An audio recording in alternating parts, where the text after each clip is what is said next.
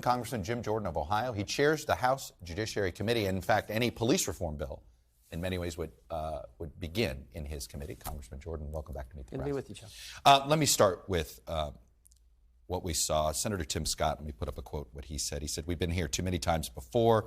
We cannot continue down this path. America can't not stand silent. Let it serve as a call to action for every lawmaker in our nation at every level." Yeah. What action would you like to see Congress take? Well, I don't know that there's any law that can stop that evil that we saw. That is just, just difficult to watch. What strikes me is just a lack of respect for human life. So I don't know that any law, any training, any reform is going to change. You know, this man was handcuffed. They continued to beat him. And I was actually reminded, it's hard to watch the whole thing, but as I watched it, I was reminded of when we had a hearing probably 2 years ago when George Floyd's brother came and testified in front of the Judiciary Committee. And it was one of those moments where fact and truth and emotion all came together. And he said something at that hearing. He's actually during the questioning portion of the hearing. He said, "Life is precious." Mm-hmm. And it was one of those moments that grabbed everyone in that hearing, both parties. And the fact that we saw that these five individuals did not have any respect for life. And again, I don't think these five guys represent the vast, vast majority of law enforcement. But I don't know if there's anything you can do to stop the kind of evil we saw in that video. So it sounds like you are not for any new federal regulation. Well, there's things we can do. I think there's all kinds of grant dollars that go out. There's reform that can happen there. We offered amendments to a bill. Tim Scott had legislation. That wasn't what the Democrats brought forward a few years ago. So I think there's some things we can look at, but it's just a difference in I think a philosophy. The Democrats always think that it's a new law that's going to fix something that terrible. We kind of think that's there's. No, I get the ideological. I think the Tim Scott bill had a lot of financial incentives. Sure did. And the George Floyd bill was some mandatories. But let me go through. Why not a federal ban on chokeholds? That seems to be, that's agreed upon, right? You're comfortable with a full federal ban on chokeholds for police officers? I'm for the best training possible, but what I'm not for is what we saw there. I don't know that any training, any ban, there was no chokeholds used there. What they did there was just continue to beat this Mr. Nichols. And so I don't know that that's the answer, but we'll look at what we think makes sense to help this, to make sure they have the proper training. But no amount of training is going to change what we saw in that video. Well, I understand that, but why not set some minimum standards so that officers are held accountable immediately? In this case, it was because the chief acted. Yeah. The chief sort of acted unilaterally here, that we don't always see that kind of leadership. But why not enact a federal standard here? Look, most people don't want to commit murder, but we have a federal standard when it comes to murder. If we can incentivize certain things, I still think you want to keep this at the state and local level. This is a law enforcement issue. You start getting the federal government involved in databases and federalizing things, that gets, because the federal government screws it up so many times. We've had, I think one of the items in the Democrat legislation a couple of years ago was some kind of federal registry. Well, then you get concerns. Is every complaint going to be there? Are they going to be just adjudicated complaints? How are we going to track this? And I know all kinds of federal databases that get it wrong. We've had members of Congress show up on the no-fly list because they were characterized as in the terrorist category. Then you had, I remember Secretary Mayorkas coming and testifying. He couldn't tell us what happened to the illegal migrants who came across who were on the terrorist watch list. So there's all kinds of problems with that. But we've had this issue of wandering cops, for instance, where literally you can go across state lines. You've been adjudicated as somebody who shouldn't be a cop in one jurisdiction, and you can get a job somewhere else. No, that's a good point. And this is why people want this database. Yeah, that's a good point. There should be some way. I don't know if you need it to be the federal government. There should be some way if a police officer is moving from Indianapolis to Columbus, there should be some way for them to know if there have been adjudicated complaints against that guy, so you know what you're getting. Because I think there was don't one you of have these. to do this on the federal level? I would prefer it be done, if we can incentivize, I'd much prefer it be done at the state and local level. I hear you, but I literally did a special about a wandering cop who was adjudicated. I saw some of that. Delaware versus Maryland. That's across state lines. So you see what I mean? Yeah. Once you have across state line issues, it has to be adjudicated. Well, maybe there's some kind of federal law we can look at that requires that to happen, but it's done at the local level. So if a cop's coming from one jurisdiction to another, they have to let you know what happened in the previous jurisdiction. The other thing that needs to frankly happen is we're not getting enough good people applying because of the disparagement on police officers. I talk with police officers all the time. When I remember flying through the Chicago airport, the Phoenix airport, talking with officers there. Right now, they don't get enough people applying, taking the test to enter the academy to be an officer. because there's been this defund the police concept out there. There's been this attack on law enforcement, and you're not getting the best of the best. In fact, they may have 100 openings and get 10 people to apply, where just 10, 20 years ago. Aren't you making the case for federal standards then? Because No, I say this, if you make a case for having strong standards that's uniform across the board, it gives people comfort. I'm making the case that we shouldn't have this whole attitude about defund the police and disparaging police, because the vast, vast majority of police officers aren't doing what we saw in that video. No, I get you, but I don't think anybody in Washington is seriously advocating defunding the police. I get that there are people arguing that. I think in here, I understand that, but there were a couple years that's ago. That's not what the George Floyd bill is. A number of my colleagues were on the other side of the aisle. We're talking about defunding the police. I got a list of 20 jurisdictions that defunded the police to the tune of over $1 billion total. That's a problem when you're trying to attract the best. But that's not been the federal communities. debate. That's not been the federal debate. It's been a big debate across the country for the last several years. I know you've got other investigations you want to do. Should this now be at the top of your list? Should police reform be among the top things the Judiciary Committee works on? Well, this was certainly, in many ways, weaponization of government and abuse of the state and authority against the people that they're actually supposed to serve. But we got a number of things we're going to look at in the Judiciary Committee and on the Select Committee as well. Explain the difference between the Select Committee, which you're chair of, that is focused on what you guys are calling the weaponization of the federal government and law enforcement communities, and the Judiciary Committee. You're also chair of that. Yeah. What's the distinction here, and why are you chair of both? Well, that's what the leader wanted. That's what Speaker McCarthy wanted, and the Select Committee has some non-Judiciary Committee members on it. Members from the Intelligence Committee, the Energy and Commerce Committee, and Homeland Security are part of that committee. The weaponization is we have that because of what we've seen in various agencies over the last couple of years. I mean, I'll just take the FBI, for example. The FBI spied on the president's campaign, altered evidence in front of the FISA court, paid a confidential human source even after they knew that confidential human source had lied to them. The FBI has targeted parents. The FBI has done a number of things. I mean, the FBI raided the home of a former president 91 days before an election, took the phone of a sitting member of Congress, and on we can go. And then just last week we learned that a former FBI agent, special agent in charge of counterintelligence in the New York division, was taking money from a Russian. And this wasn't just, this was the special agent in charge of counterintelligence in New York taking money from Oleg Deripaska, not just any Russian, the Russian. Yeah, and he was also... You know who his American advisor was? Oleg Deripaska, the former campaign manager to Donald Trump's campaign. I understand. Paul Manafort. I understand. This is, so but does this not raise some troubling signs here? It sure does. That's Paul Manafort was the go-between for Oleg Deripaska. He gave him polling information on the campaign. Oleg Deripaska also paid Christopher Steele, who was the key guy on the whole Steele dossier that launched the Trump-Russia investigation. Guess who one of the people was who involved in launching that? Mr. McGonigal, this special agent at the FBI. So that's why we're looking at this attack of so you're going to look at government against. Are you going to look at the role Paul Manafort played with Oleg Deripaska? To the extent that may come in, but we're focused on the number of things we've seen here, and I haven't even got to the Department of Homeland Security. They're trying to set up the Disinformation Governance Board. Well, I want to unpack a little bit. You talk about the FBI abusing powers when it comes to parents and the school board. School board members were getting death threats. These weren't idle things. These weren't parents just yelling and screaming. These were actual death threats to elected officials. And the FBI got a tip.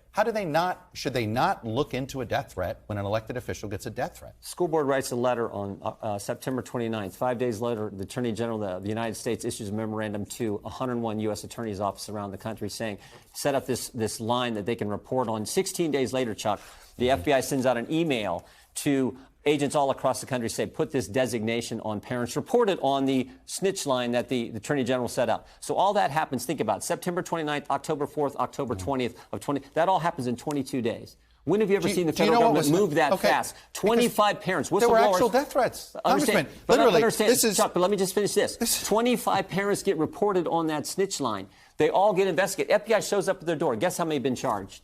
How many have been charged? Yeah. Zero. Then the FBI did its job. Did the FBI not do its job? You don't think, if they were trumping something up, wouldn't they be arresting somebody? One of the people charged. You're trying to create a controversy out of the FBI following up on a tip. I mean, literally. This is what Loudoun County, Virginia school board member. If she doesn't quit or resign before the end of the year, we will kill her. But first, we will kill you. These were among the comments. In Dublin, Ohio, a school board member. You have become our enemies. You will be removed one way or the other. Shouldn't the FBI investigate these things? One of the people they went to investigate was a mom, and they said because she's in the group Moms for Liberty and because they have firearms at her house, they go investigate her.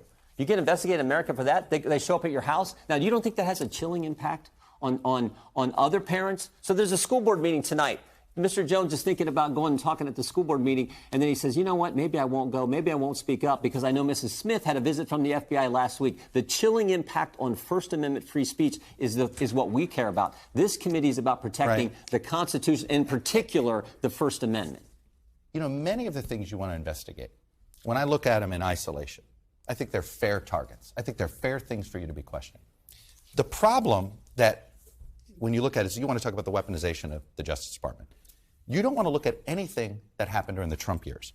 He subpoenaed data on Congressman Adam Schiff and Eric Swalwell. That is known. He secretly obtained reporters' phone records using the Justice Department. He pressured the Justice Department, Donald Trump did, to go easy on Michael Flynn and Roger Stone. The Justice Department was pressured by Mark Meadows to investigate this election fraud. He even tried to change the leadership at the Justice Department. My point is, if you are concerned about the weaponization of the Justice Department in the Biden years, why not investigate the Trump years? We're going to look at threats to the First Amendment. We're going to look at what Elon Musk through the Twitter files has displayed is unbelievable. The idea that the FBI was paying Twitter $3.4 million to help them suppress information. That's not how it works. Keep information from the American Twitter to comply with subpoenas. That's the federal law. Do you think it was okay? That's a law Congress passed. Do you think it's okay for the FBI to be meeting every week and suppressing information about a conservative and suppressing the Hunter Biden story, which we know is true? Do you think that's all right? I think most Americans say, no, that's probably information. I understand, but this is a private organization that made this decision. With pressure from the government. That's the point. I can understand a private organization can do it. I don't think it's right, but there shouldn't be pressure from the government. When is the FBI just going to stay out of election process? Just let we the people decide. Let the American people decide. In 2016, they spied on Trump's campaign. 2018, it was the Mueller investigation. 2020, they helped suppress the Hunter Biden story. 2022, they raided the home of a former president 91 days before an election. Maybe just let the American people decide. Maybe just stay out. But you keep talking about this raid on Donald Trump. The amount of time, there was 9 months between the initial action that the archives made for a request of documents before they even turned it over to the Justice Department. The subpoena was issued 60 days before they actually executed the subpoena. And more importantly, the only time the public found out about it is because Donald Trump told the public about it. This was not some sort of, you paint it as a picture of the FBI did this, and this within hours of each other, when it was actually a year and a half of Donald Trump not complying with any of the requests from National Archives. A year and a half. This is not some sort of proof that somehow that they've weaponized and playing politics over here. They raided Trump's home. They haven't raided Biden's home. Because Biden didn't defy a subpoena, Congressman. He defied a subpoena. By the way, he had 60 days to comply with the subpoena before they actually executed President the search Trump warrant. had documents locked in a room with Secret Service protecting them. President Biden had documents in his garage and in a think tank that was funded by the Chinese. I think there's a difference. President Trump was the only guy who was actually president. You talk about that. You're worried about the Chinese and Hunter Biden. I'm just saying. Are you worried about the Chinese and Donald Trump? They took pictures of. Are you at all worried about that? No, I'm not. But they took pictures of the documents at Trump's house. They took no pictures of documents. In fact, it's not just me who would like to know what went on here. Senator Warner said it last week. He would like to get a briefing. He wants to see the documents. No, and guess what? The FBI is saying no, but they took pictures of the folders in Trump's home. The issue is not whether what Joe Biden did. No, the issue is equal treatment under the law. That's the issue. No, the issue is treatment under the law. You do not seem to ever see the same conspiratorial problems when it's a Republican. Those were all investigated for 4 years, and they continue to do it. Their Durham investigation investigated everything you're trying to investigate and came up with nothing. Do you not trust Bill Barr and Mr. Durham? The Mueller investigation, we had 2.5 years of this, and they were going to find Russian collusion. And guess what? They can't. Even though Adam Schiff told us that the Durham investigation did not come up with any. They investigated all these concerns that you had about the FBI, about made-up snitches, all these things. They didn't find anything. Why is it that you want to reinvestigate it? They found that Kevin Kleinsmith altered documents, and he pled guilty to it. That's finding. When you got someone at the FBI altering documents in front of the FISA court, that's not finding anything. That's pretty important, Chuck. They did not find what you are claiming that is out there. Well, why couldn't Durham find it? The Durham investigation is not done. The Mueller investigation is done. And what did he conclude? No collusion, no conspiracy, no coordination. and we had 19 lawyers, 30 agents, $40 million spent on that, and it consumed the country for 2.5 years, and there was nothing there. Let me ask you about subpoena compliance. You didn't comply with a subpoena from Congress. Why should you expect the Biden White House to comply with your subpoenas? Well, first of all, I never told the January 6th committee that I wouldn't come testify. What I raised is concerns. They first asked me, I sent them a letter back. I never said no. They never responded to the letter. Next thing I know, they issue me a subpoena. I sent another letter back to them. I never said I wouldn't comply, but I was very reluctant to deal with these guys because we caught them lying umpteen times. Let me just give you one thing they did to me. They played a video clip when I was doing an interview between Election Day and Inauguration Day. They played a video clip where I said January 6th is the ultimate date of significance in a presidential contest, insinuating one thing. What they left off of that clip is what I said, the front end of it. They cut the clip. What I said is the late Justice Ruth Bader Ginsburg said January 6th is the ultimate date of significance in a presidential contest. Right. When you catch a group lying as many times as we did, and we weren't even allowed to be a part of it. How about telling us what you talked with Donald Trump with on January 6th? Be happy to talk to you about the concerns I had. No, but what were your conversations? I don't divulge conversations with my colleagues or with the President of the United States. I mean, I talk with him all the time. I talk to my colleagues all the time, but I don't divulge those conversations. Has the current special counsel that is looking into January 6th, have they subpoenaed you for anything? No. Have they made any contact? If they do, will you comply? Of course. When should we expect the first hearing? Our first hearing in the Judiciary Committee is going to be Tuesday or Wednesday, depending on what the minority leader does with there's a rule that they have to do when we get their members and all. But we're planning on the first hearing in the full committee being on the border situation. Do you support Kevin McCarthy throughout the entire Congress? Kevin McCarthy has done a great job, and I supported him for Speaker. I think he's going to be a great Speaker. And you will support his speakership all the way through? Yeah, of course. I mean, he's the Speaker of the House. I think you are going to see our team come together. And Kevin has kept our team together better than any leader we've had. Obviously, we had a lot we could have gotten to, we didn't get to, but I hope you will come back. I will. Congressman Jim Jordan, the chairman of the Judiciary Committee, thanks for coming out, sharing your views with me. Thanks for watching our YouTube channel. Follow today's top stories and breaking news by downloading the NBC News app.